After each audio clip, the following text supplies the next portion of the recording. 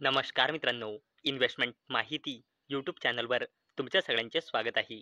तर मित्रांनो, आजच्या व्हिडिओमध्ये आपण IRFC म्हणजे Indian railway finance corporation limited या कंपनीचे फायनान्शियल इयर 2026च्या क्वार्टर 2चा रिझल्ट बघणार आहोत. आणि एवढंच नाही तर या कंपनीची थोडी आपण आजच्या व्हिडिओमध्ये बेसिक इन्फॉर्मेशन सुद्धा जाणून घेणार आहोत. तर चला व्हिडिओ स्टार्ट करूया.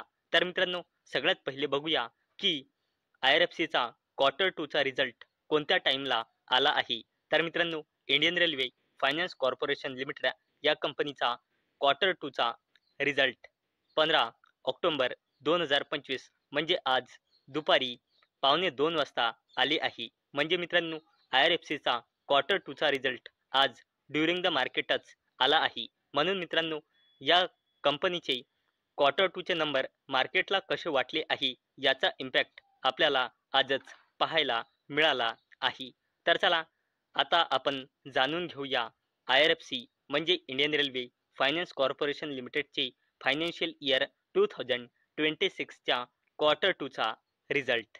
तर चला बघूया IRFCचे क्वार्टर 2चा रिझल्ट. आणि मित्रांनो, पूर्णचा पूर्ण डेटा कोटीमध्ये दिलेला आहे, फक्त अर्निंग्स पर इक्विटी शेअर म्हणजे EPS ला सोडून. आणि मित्रांनो, हा कॉलम आहे फायनान्शियल इयर 2025च्या क्वार्टर 2चा, हा कॉलम आहे फायनान्शियल इयर 2026च्या क्वार्टर 1चा, आणि हा कॉलम आहे लेटेस्ट फायनान्शियल इयर 2026च्या क्वार्टर 2चा. म्हणजे हा आहे इयर ऑन इयर बेसिसवर कंपॅरिझन आणि हा आहे क्वार्टर ऑन क्वार्टर बेसिसवर कंपॅरिझन. तर मित्रांनो, IRFCचा total revenue from operation year on year बेसिसवर कमी झाला आहे. 6,899 कोटी रुपयांनी घसरून आता आला आहे 6,371 कोटी रुपये.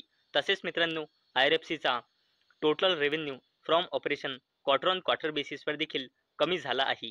6,915 कोटी रुपयांनी 6,371 कोटी रुपये.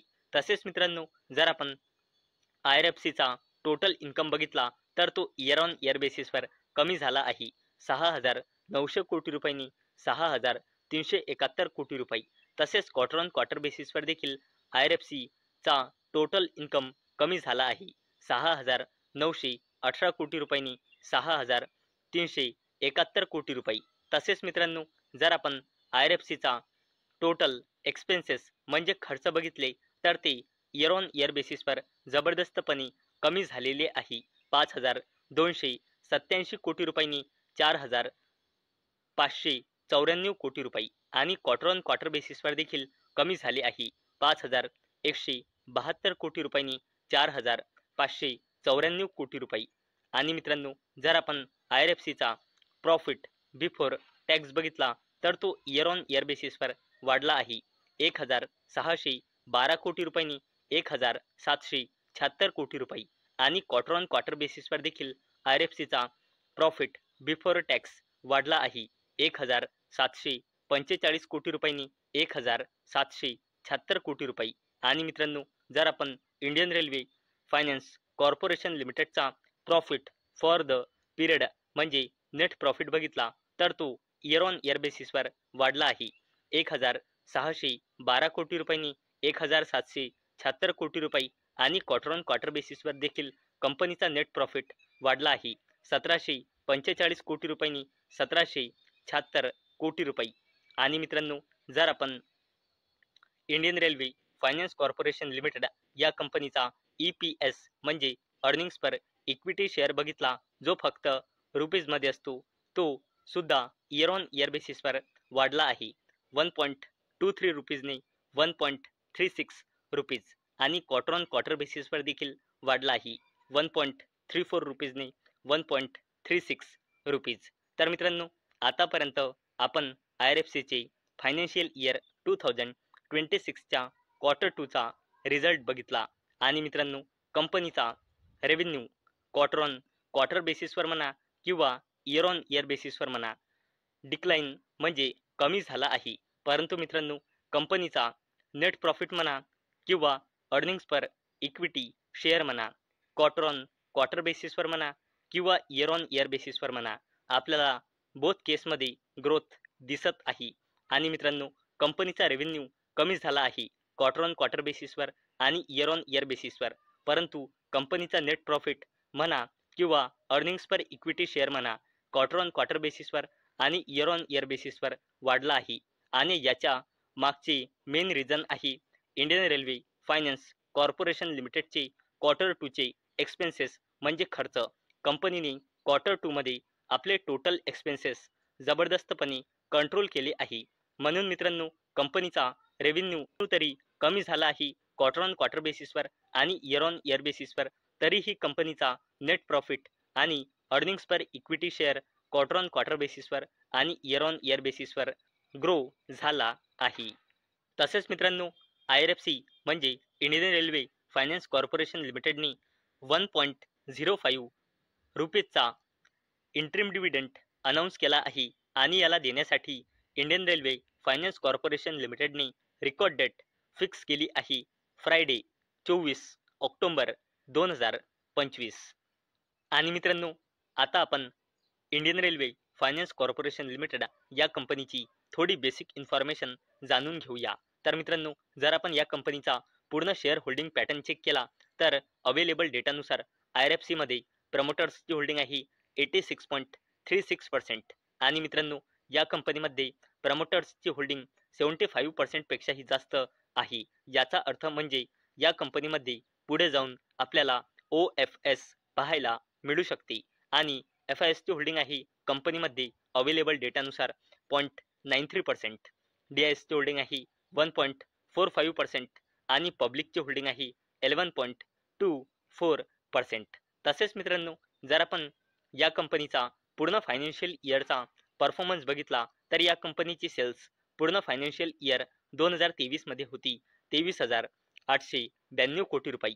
कंपनीची सेल्स पूर्ण फायनान्शियल इयर 2024 मध्ये होती 26,650 कोटी रुपये आणि कंपनीची सेल्स पूर्ण फायनान्शियल इयर 2025 मध्ये होती 27,153 कोटी रुपये. आणि मित्रांनो, जर आपण कंपनीचा नेट प्रॉफिट बघितला तर तो पूर्ण फायनान्शियल इयर 2023 मध्ये होता 6,337 कोटी रुपये. पूर्ण फायनान्शियल इयर 2024 मध्ये होता 6,412 कोटी रुपये आणि कंपनीचा नेट प्रॉफिट पूर्ण फायनान्शियल इयर 2025 मध्ये होता 6,502 कोटी रुपये. आणि मित्रांनो, जर आपण Indian railway finance corporation limited या कंपनीची स्टँड अलोन बॅलन्स शीट बघितली तर कंपनीचा रिझर्व अँड सरप्लस लगातार वाढत आहे आणि करंटली आहे जवळपास 40,000 कोटी रुपये. कंपनीची लॉंग टर्म बोरोइंग सुद्धा कमी झाली आहे आणि करंटली आहे 0. तसेच कंपनीची शॉर्ट टर्म बोरोइंग लगातार वाढत आहे. 2 लाख कोटी रुपयांपेक्षाही जास्त होती पहिले आणि आता 4 लाख कोटी रुपयांपेक्षाही जास्त आहे कंपनीची शॉर्ट टर्म बोरोइंग. तसेच कंपनीचा कॅश अँड कॅश इक्विव्हॅलंट्स वाढला आहे 467 कोटी रुपयांनी 6,000 कोटी रुपयांपेक्षाही जास्त आणि करंटली IRFCचा कॉन्टिंजंट लायबिलिटीज आहे 132.88 कोटी रुपये. आणि मित्रांनो, Indian railway finance corporation limited या कंपनीमध्ये अवेलेबल डेटानुसार प्रमोटर्सची होल्डिंग आहे 86.36% आणि प्रमोटर प्लेजिंग पर्सेंटेज आहे 0%. याचा अर्थ असा की कंपनीच्या प्रमोटर्सनी लोनसाठी आपला एकही शेअर प्लेज म्हणजे गिरवी म्हणजे गहाण ठेवलेला नाही. आणि मित्रांनो, ही एक गव्हर्नमेंट कंपनी आहे आणि मित्रांनो, गव्हर्नमेंट कंपनीमध्ये खूप पॉसिबिलिटी असते की त्या कंपनीमध्ये प्रमोटर प्लेजिंग पर्सेंटेज 0च असणार. तर मित्रांनो, आजच्या या व्हिडिओमध्ये आपण सर्वात पहिले IRFC या कंपनीचे फायनान्शियल इयर 2026चा क्वार्टर 2चा रिझल्ट बघितला आणि मित्रांनो, रिझल्ट सोबत कंपनीने इंटरिम डिव्हिडंड सुद्धा अनाऊन्स केला आहे आणि नंतर आपण कंपनीची थोडी बेसिक इन्फॉर्मेशन सुद्धा जाणून घेतली आहे. तर मित्रांनो, मला अपेक्षा आहे आजचा आपला व्हिडिओ तुम्हाला इन्फॉर्मेटिव्ह वाटला असेल. तर मित्रांनो, जर तुम्हाला हा व्हिडिओ इन्फॉर्मेटिव्ह वाटला असेल तर या व्हिडिओला लाईक करा आणि चॅनलला सबस्क्राईब करा. आणि मित्रांनो, हा व्हिडिओ फक्त आणि फक्त एज्युकेशन पर्पजसाठी बनवलेला आहे.